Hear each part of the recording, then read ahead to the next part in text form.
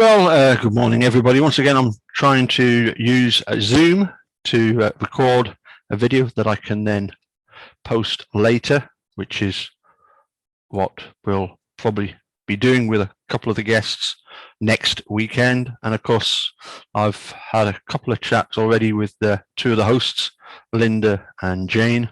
There was a slight volume issue with Jane's video in that if you were watching from the start and you had the countdown music, that's incredibly loud, and then it went very quiet because I didn't have my headphones or microphone in place. So hopefully we'll get the sound right.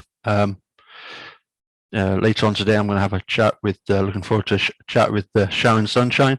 She and Jerome are going to be one of the hosts, so we're going to have a chat with them. But yeah, it's just good to practice with this Zoom software. I realized that everybody else just over a year ago started using Zoom. I'm only a year behind. I think, even the dude would be impressed with the fact that I'm only 13 months behind everybody else. Earlier today, my wife said she'd got this nice picture of over the sea to Skye, and obviously before the Skye Bridge, you've got the ferry there, and she said that she'd been to Asda's, and there wasn't a frame that was the right size. She might have to get one made. I said, I think I know the ideal people to do that. She said who? I said Manitowoc County Sheriff's Department. Anyway, let's just recap a little. When I was first told about Stephen Avery and making a murderer by my daughter, I couldn't see the fuss. I couldn't see that the police would have done anything wrong in this case. It didn't make sense. Okay, so the guy was wrongfully convicted in 85. These things unfortunately happen. He's about to collect a lot of money, but maybe his anger at spending 18 years behind bars for something he didn't do couldn't be controlled. And then when Brandon confessed, end of story. What's all the fuss about? And I think that we get that sense of, well, back in 85, what was the, people thought he was guilty, of the Penny Bernstein attack. What was his, what would have been Manitowoc County Sheriff's Department motive to frame him back then? As we discover that the Sandy Morris situation was very important. Tom Krasurik, I don't care whether you did it or you didn't. And Steve maybe a little bit naively says, I don't really know what I did wrong. A couple of burglaries, the cat incident, running Sandy Morris off the road. I think that's a bit naive to think that, the Sheriff's Department are just going to go, oh, well, just a bit of fun, Steve. No, they're not. They if they can make a scapegoat out of you and make an example out of you, then that's what they're going to do. And of course, one gets this huge sense that certainly within that area of Wisconsin, the reporters are particularly naive as well, I suppose you would say. They either didn't know or didn't understand the intricacies of Steve's arrest for Teresa's disappearance. Indeed, we have Emily Matasic in the phone call to Steve in 2006, January 2006, basically saying to him, why don't you just confess? Because the game's up. You've had it. You are as guilty as hell. You've no chance. Your blood is in her car. They found the key in your bedroom. They found the cremains behind your garage. What are you fighting for? You've no chance. As it turned out, yes, it was very much that case. But course, Steve, knowing he's had nothing to do with Teresa's disappearance, he holds firm and has held firm ever since. But yes, I mean, it was interesting, wasn't it, to listen to Brad Dassey chatting with Millbilly and Jeff last night. I thought it was a very, very interesting conversation. I particularly liked Brad's uncovering a vocal support for his dad, Pete. You know, I know that things haven't always been easy, because I know that Brad himself, as he said, you know, he was one of these, along with Emily Matasic and all the other reporters, just assumed that Steve and Brendan were guilty. Obviously, that Steve had basically ruled the roost and had you know, sort of involved Brendan in the case. But as I say, you know, based on this small amount of initial knowledge, it's easy to say it must be guilty. And then you dig a bit deeper, and then you realize, you know, the sheriff's department had to do something to stop the civil suit financially, the embarrassment of it, and then who knows what would have happened after that. Would there have been you know, some sort of huge inquiry into the shenanigans at Manitowoc County Sheriff's Department? Is this an inquiry that we're looking forward to in the future? You know, the inquiry, is it going to be happening in a couple of years' time that should have happened back in 2005? And as you dig further and further into the case, even a blind man can see the motive of Manitowoc County Sheriff's Department to frame Steve. What I find interesting about this affidavit from this Sawinski fellow is that now we're beginning to see how, you know, we know who framed Stephen Avery. We know who's responsible ultimately for her demise. It's Manitowoc County Sheriff's Department. You know, nobody else has the motive that they do.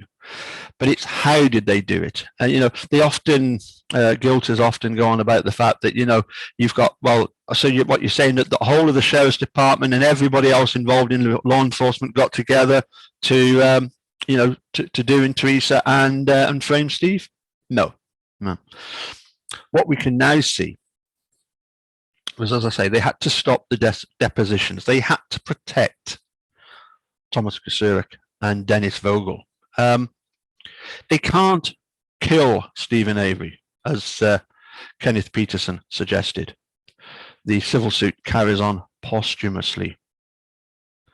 What they can do, though, is they can cause someone to disappear and blame it on Steve. And yeah, I'm always going to give people the benefit of the doubt. There's obviously a lot of speculation about Bobby Dassey. I'm going to give him the benefit of the doubt. I'm not convinced. I've not seen the evidence, true evidence of Bobby being the perpetrator of the murder, and certainly not. If I'm wrong, and he is, you know, if the evidence does stack up that shows that Bobby did it, you know, I certainly don't think it would be by himself. And now, of course, bingo. On Monday, we found out an accomplice.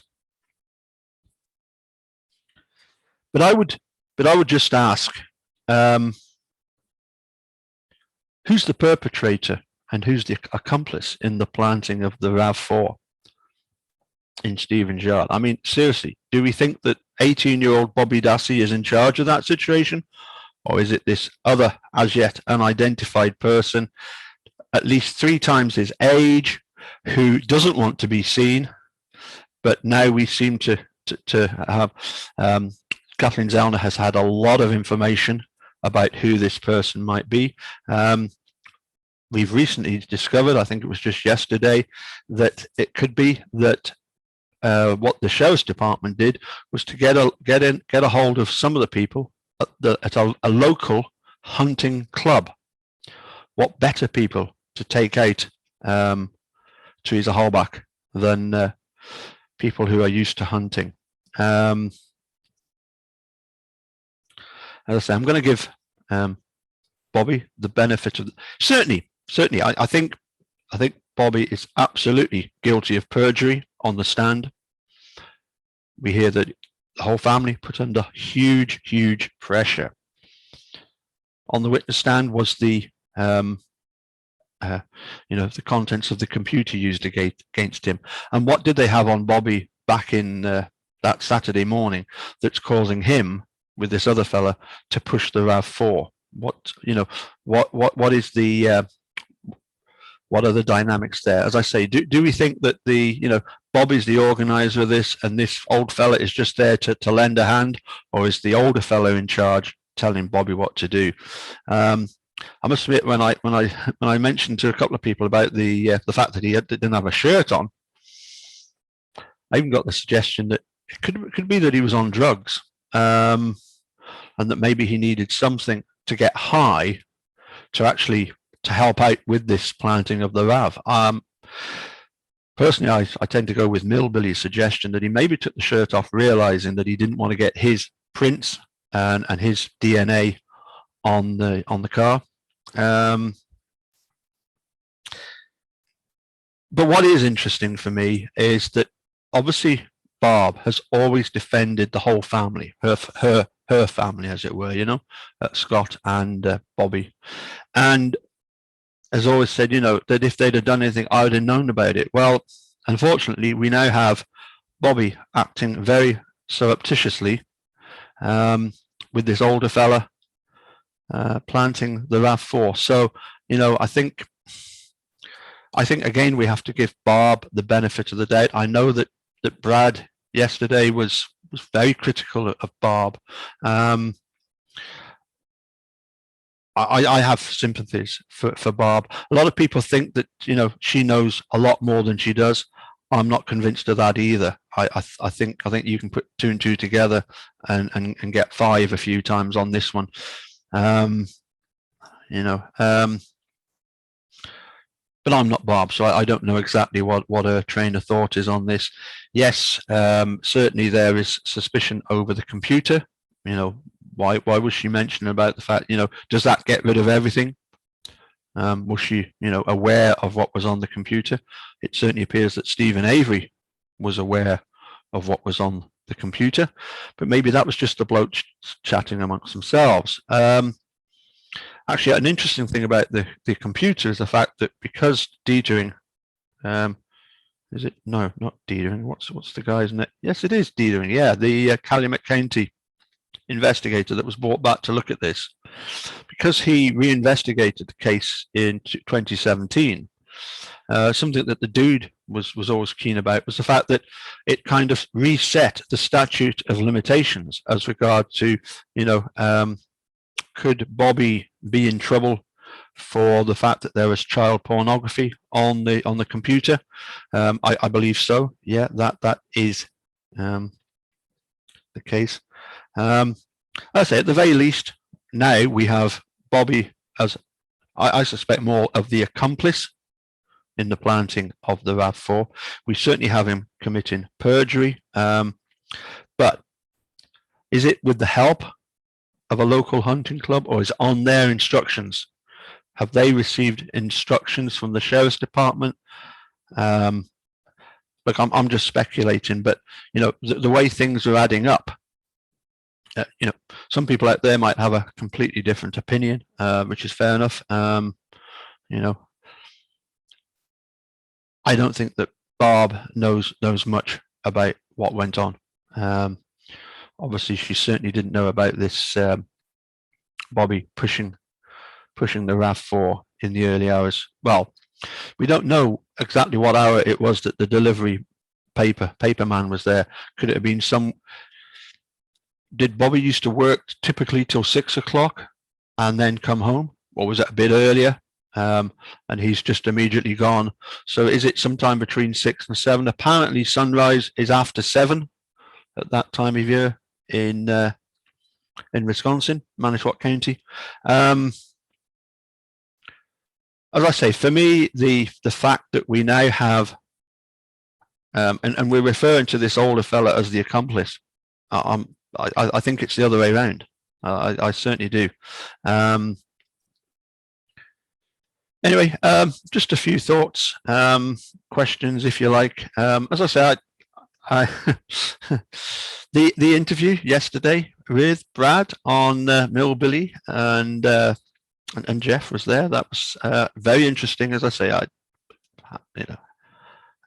congratulations to Brad for your vocal support of your dad, and great support of your brother. Is Barb as complicit as some people think? I'm not sure. And also, is Bobby as complicit in the disappearance of Teresa as some people seem to think? We're not sure. We do have to exercise a certain amount of presumption of innocence for these people. Yep, I agree. There's a lot of questions to be asked about this. Some people have questioned the Sawinski fella. I would say it's obvious. You cannot judge the mood of somebody by the look in their eye. If we go down that route, we're as bad as Jim Bray saying he knew Stephen Avery was guilty by the look in his eye. I don't buy that one. Acting creepily, I'm not sure about that. It's, to me, I don't think it's creepy. I think if you're pushing a vehicle towards a salvage yard, doesn't matter. Cars can break down any time of the day. I don't think that's terribly suspicious that they would be pushing the car towards the salvage yard. It could have ran out of fuel. It could have, the battery could have died, or just any kind of major problem with it running. But I think then this guy Sawinski would have realized, hold on a sec, that I saw them actually pushing the car that was later found that turns out to be Teresa's car. Then that does become very, very suspicious, doesn't it? Not just suspicious, but actually incriminating. But again, as I say, who are the accomplices in this, and who are the actual perpetrators? I've never ever wavered from the opinion that if Teresa was murdered, I don't see a motive for Scott. I don't see a motive for Bobby. Although yes, there's this stuff on the computer which could have been used against him, but I do believe that Manitrock Sheriff's Department have got their tentacles in so many places. Thomas Kasurik, famous for letting people off, even in his own department, letting people off with little misdemeanors, and then having that person in his pocket that he can then use later on. So I think we need to give Bobby the benefit of the doubt, and even this older fellow. Maybe they, as I say, were doing it probably on instructions. Are they a member of a local hunting club? Could well be. As I say, who better to do the evil bidding of the Manitrock County Sheriff's Department than get other people that owe the department something. Anyway, as I say, I just find all this stuff fascinating. That it's all brewing nicely for Kathleen Zellner. It's all brewing nicely for Steve and Brendan. And I get, for example, Brad's frustration at this. He's just trying to do the best for Brendan. As I say, I'm looking forward to having a chat with all the other hosts over the next few days leading up to Sunday, and having a chat with them all about Keep Talking Till They're Walking. Anyway, thanks for tuning in. Hopefully the audio issues are getting resolved. As I say, this is all new to me. And just again, this isn't this. When you watch this will not be live. This will be premiered, so it'll be. I'll probably set it for about an hour's time by the time the video is downloaded, converted, and etc. Anyway, thank you all for your time and interest in this case, and for all your comments on the videos. as I say, it's getting quite exciting. Looking forward to this Keep Talking Till They're Walking event. It's some people think it's a bit of a task having to put this all together. It's not. It's a pleasure to do this. To get in touch with these various people who we've got lined up as guests. And as I say, it's great that from 8 studios we've actually expanded it now to 10. It should be everybody should have a great time with this. And anyway, I'll catch you all again soon. Take care. Bye for now.